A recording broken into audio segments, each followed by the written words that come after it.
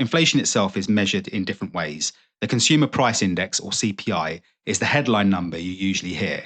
The ONS prefers CPIH, which also factors in housing costs like rent and mortgage interest.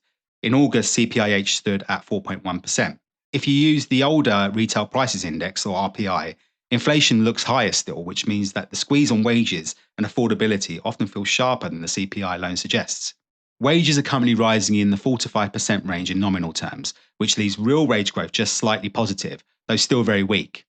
On the property side, Nationwide and Halifax both show house price growth of around 2%, with averages between 271,000 and 300,000.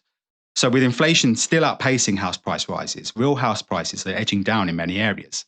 But that doesn't mean that buying is suddenly easier. Deposits of £50,000 or more remain the norm.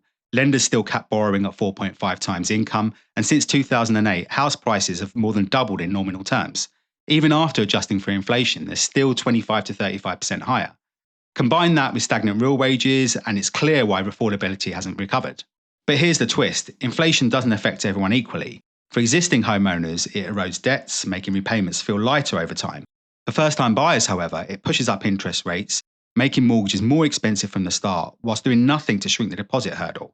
And for investors, whilst it does chip away at long-term debt, higher borrowing costs and thinner yields make the short-term maths much tougher.